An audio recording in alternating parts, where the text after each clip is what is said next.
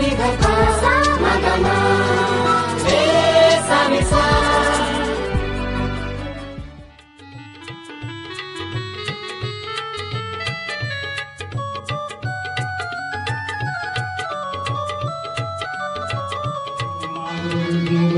महेश्वरा गुरुदेव परब्रह्म तस्मै श्री गुरुवे नमः।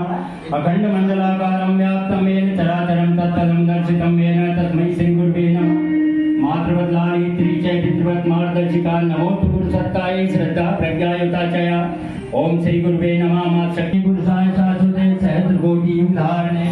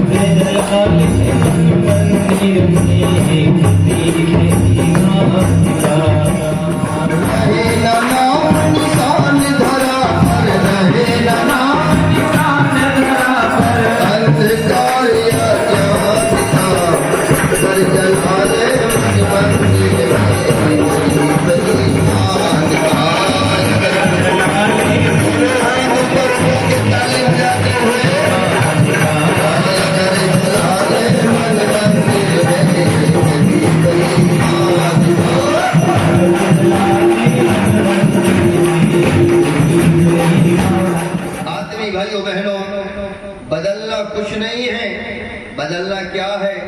बदलना अपने गुण, कर्म और स्वभाव को बदलना है। मैं अल्प समय में छोटी सी बात कहूंगा। युग ऋषि परम पूज्य गुरुदेव जी कहा करते थे अपने विचारों के माध्यम से, हम सुधरेंगे तो युग सुधरेगा और हम बदलेंगे तो युग बदलेगा।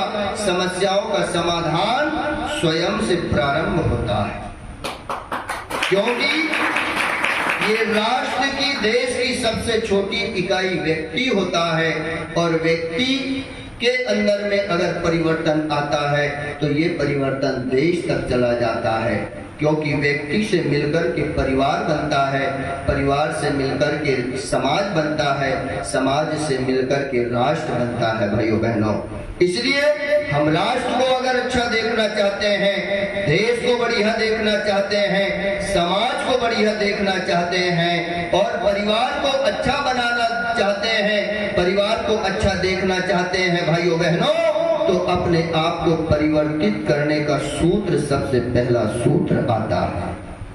क्या हम लोग देश को अच्छा देखना चाहते हैं? क्या हम राष्ट्र को बढ़िया देखना चाहते हैं? अगर हम परिवार को अच्छा देखना चाहते हैं तो हाथ उठा करके बताइए, हम बदलेंगे तो युग बदलेगा। अब आप कहेंगे कि भाई साहब बदलना क्या है, क्या बदलना पड़ेगा? तो हम आपकी शकल, सूरत, चेहरे को बदलने के लिए नहीं आए हैं भाइयों बहनों। अभी पिछली जेल में कार्यक्रम करके आ रहे हैं तो हमारे साहब जी ने भी बड़ी शानदार बात कहा। हमारे आदरणीय सोलंकी जी भाई साहब यहाँ पर विराजमान है, एक बार उनके लिए भी जोरदार ताली। बदलने की बात आती है तो क्या बदलना है? आत्मीय भाइयों बहनों, बदलना कुछ नहीं है। अगर कुछ बदलना है तो युग ऋषि परम पूज्य गुरुदेव जी ने बड़ा शानदार संकेत किया। क्या कहा है? एक बोतल ले लीजिए और उस बोतल में मान लो कोई गंदा पदार्थ भरा हो, शराब आदि भरी हो, और अगर आपसे कहा जाए कि भाई साहब लेकर के आओ वो बोतल को यहाँ देवमंच के ऊपर में ला करके रख दो, तो क्या आप लोग तैयार रहेंगे? क्या बोलो? नहीं रहेंगे। उल्टा और हम पे आप प्रहार कर देंगे कि क्या गजब की बात करते हो भाई साहब, ये बोतल में गंदा पदार्थ भरा है और ये गंदे पदार्थ की भरी हुई बोतल को देवमंच पे ये कदापि नहीं हो सकता। आत्मीय भाइयों बहनों, वही बोतल को मान लीजिए, बहुत ध्यान से सुनिएगा, वही बोतल को हम ये आप किसी में से कहें कि ले जाओ भैया, इसके अंदर का गंदा पदार्थ निकाल दो, निरमा साबुन से उसको खूब रगड़ के बढ़िया मांज लीजिए, धो लीजिए, साफ सुथरी कर लीजिए, और फिर हमारे यहाँ हरिद्वार में जो कल कल बहती हुई गंगा मैया बहती हैं, उसका जल उसमें भर के ले आओ। और आपने उसी बोतल में गंगा मैया के जल को भर के लाया, और लाने के बाद में फिर हमने आपसे कहा कि लीजिए भाई साहब, इस बोतल को जाओ कहीं गंदी नाली में फेंक करके आ जाओ, तो क्या आप लोग तैयार हो जाएंगे? क्या हो जाएंगे? क्या नहीं होंगे भाइयों बहनों। क्यों तैयार नहीं होंगे? फिर आप उल्टी बात हमसे कर देंगे कि भाई साहब क्या गजब की बात करते हो, ये बोतल में पावन पवित्र गंगा मैया का जल भरा हुआ है, और ये गंगा मैया के जल को आप कहते हो कि वहां फेंक करके आ जाइए, गंदी नाली में फेंक दीजिए। अरे ये तो पवित्र गंगा जल है, पवित्र नर्मदा मैया का जल है, ये गंदी नाली में फेंकने का नहीं है, इसको तो भगवान के देव मंच पे रखना चाहिए। आत्मी भाइयों बहनों, क्या हुआ? बोतल वही है, पर उसके अंदर में जो पदार्थ भरा हुआ था, मात्र उसको परिवर्तित कर देने से, एक समय ये था उसके अंदर गंदा पदार्थ था, तो वो बोतल निंदनीय थी, उसकी निंदा हो रही थी, और उसी के अंदर का पदार्थ निकाल के साफ सुथरा पवित्र जल को जब भर दिया गया, तो जिसकी निंदा हो रही थी भाइयों बहनों, अंदर का पदार्थ बदलने से वही वंदनीय हो गई और देव मंच पे जाने योग्य। हमारे अंदर के गुण और कर्म और स्वभाव जिस दिन बदल जाते हैं, गुण सद्गुण में परिवर्तित हो जाते हैं, स्वभाव कुभाव में नहीं स्वभाव में परिवर्तित हो जाता है, और कर्म कुकर्म नहीं सुकर्म में अगर परिवर्तित हो जाता है, तो इसी शरीर की एक दिन निंदा होने की अपेक्षा वंदनीय होने लग जाता है, इसकी वंदना होने लग जाती है। और चित्र और चरित्र, चरित्र उसी का पूजनीय होता है, चित्र उसी का पूजनीय होता है जिसका चरित्र, जिसका चरित्र, और अगर चरित्र गड़बड़ है और चित्र बड़ा सुंदर है, तो फिर वो चित्र की पूजा नहीं होती भाइयों बहनों। इसलिए बदलने का क्रम है, सुधारने का अगर क्रम कहीं आता है, तो वो अपने चरित्र को, अपने चिंतन को सुधारने का क्रम आता है। चरित्र अगर सुधर जाता है, स्वामी विवेकानंद जी ने भी कहा है, जीवन से अगर धन गया तो कुछ नहीं गया, धन अगर गया तो कुछ भी नहीं गया, जीवन से अगर स्वास्थ्य गया तो कुछ गया, और जिस दिन जीवन से चरित्र चला गया तो फिर सब कुछ चला। इसलिए चरित्र को सुधारना चाहिए, और चरित्र को सुधारते हुए आत्मी भाइयों बहनों, बढ़िया से शानदार एक नंबर की जिंदगी हमारी बनना चाहिए। ये जिंदगी हमेशा मुस्कुराते हुए हमको जीना चाहिए।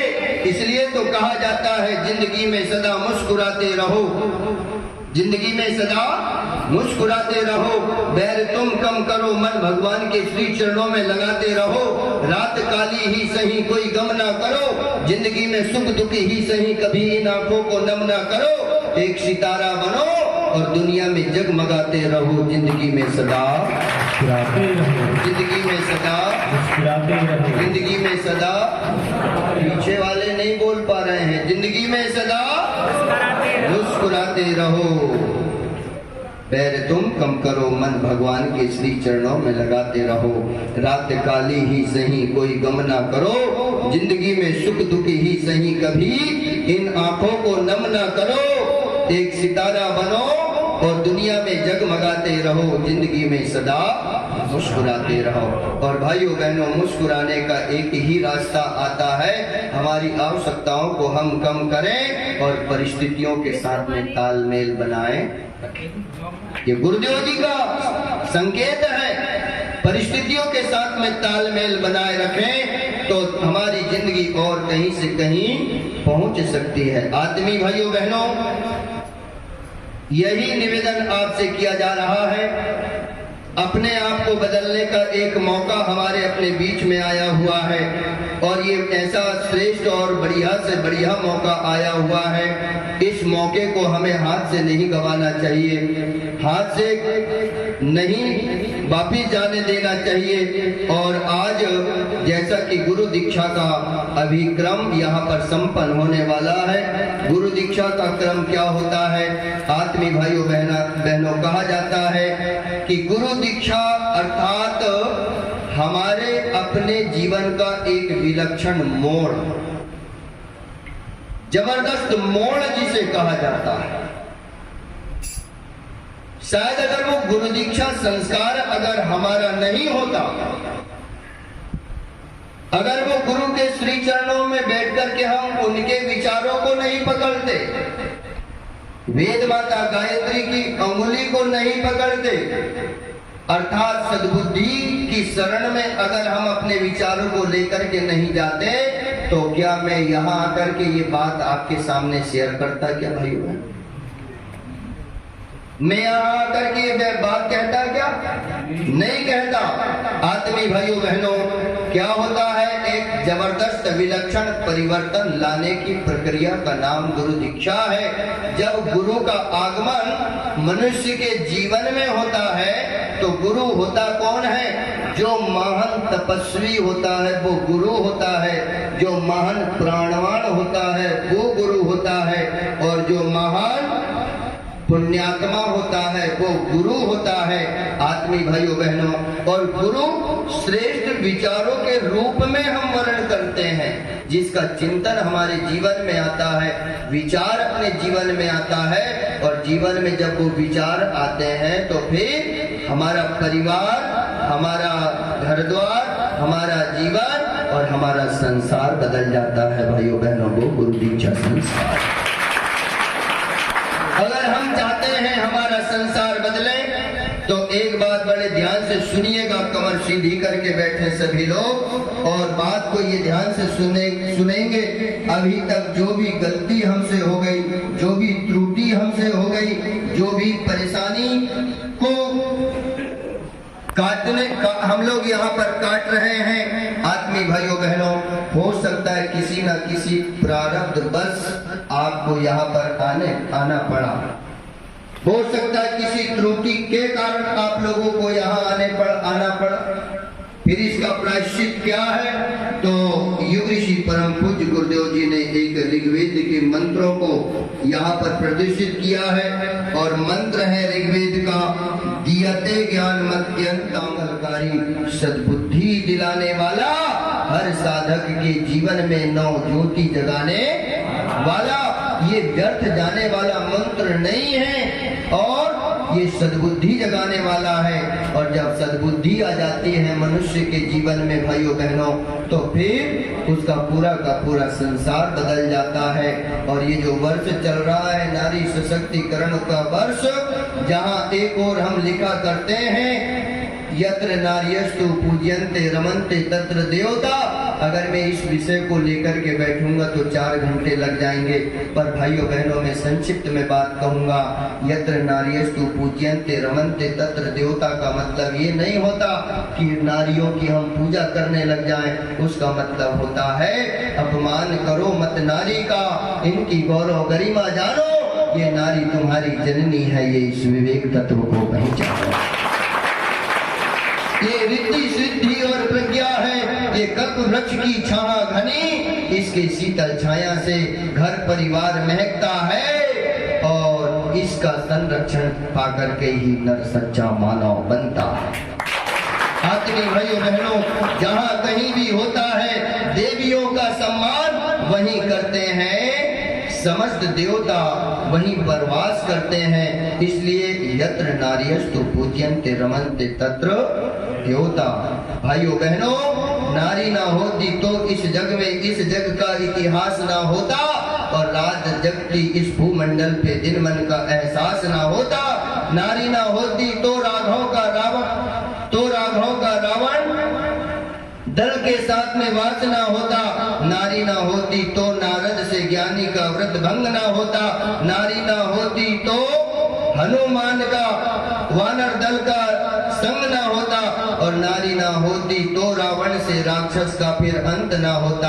नारी ना होती इस धरती में तो आदमी भाइयों बहनों फिर राम और रावण का जन्म ना होता। इसलिए यत्र नार्यस्तु पूज्यन्ते रमन्ते तत्र देवता। आत्मी भाइयों बहनों, कितनी गौरव गरिमा को कहा जाए, एक नारी अपने जीवन चरित्र में वंदनीय होती है और एक नारी निंदनीय भी। गुण कर्म स्वभाव के आधार पे एक नारी की वंदना की जाती है, गुण कर्म स्वभाव के आधार पे एक नारी की निंदा भी की जाती है।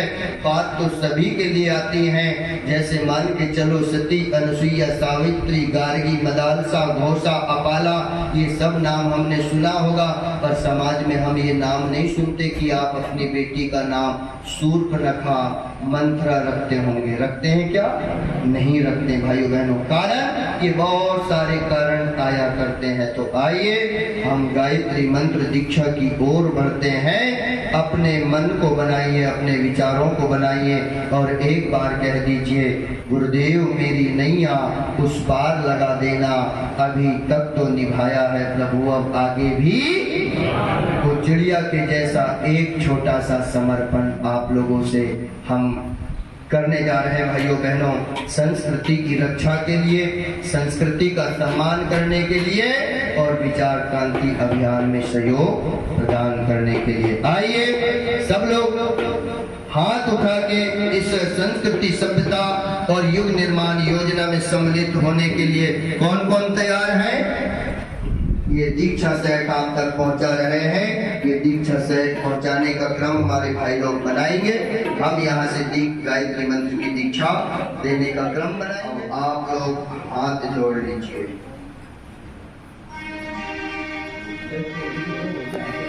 ओम अखंड मंडलाकारं व्याप्तमेन तत्पदं दर्शितं येन तस्मै श्री गुरुवे नमः।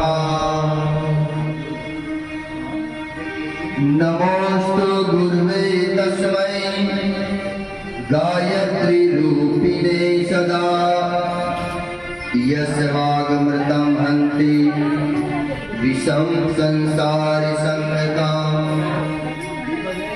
मातृवत लाली चा पितृवत मार्गदर्शिका। नमोस्तु गुरु सत्तायै श्रद्धा प्रज्ञायुताचया।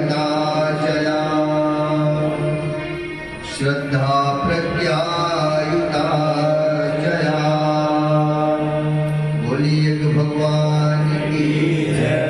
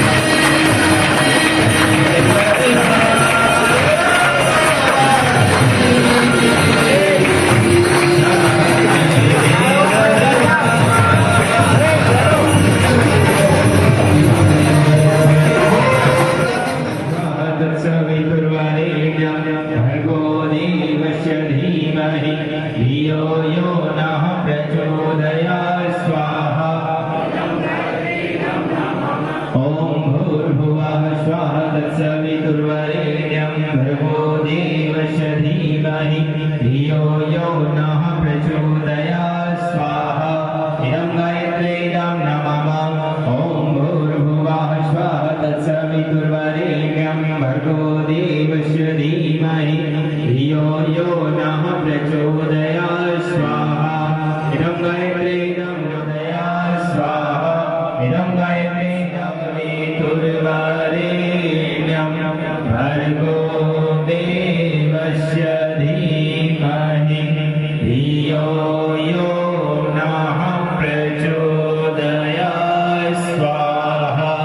इदं गायत्रीदं नमामः।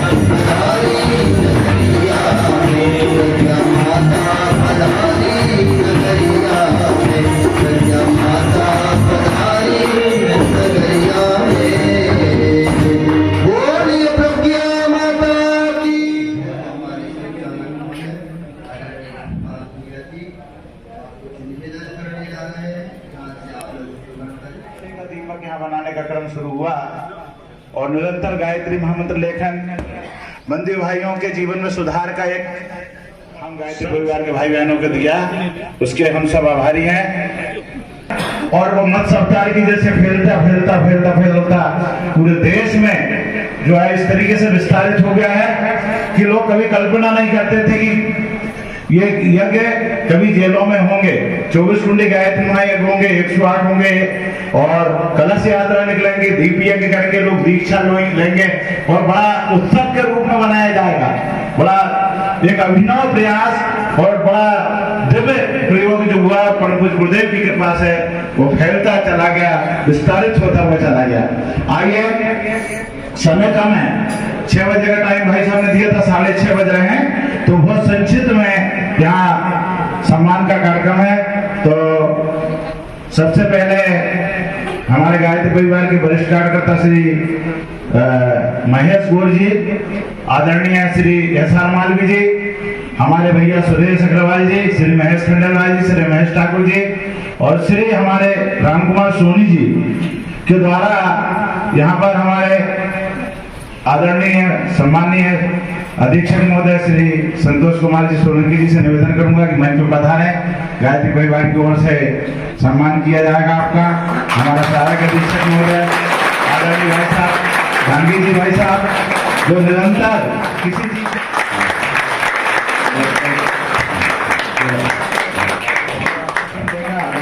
और वास्तव में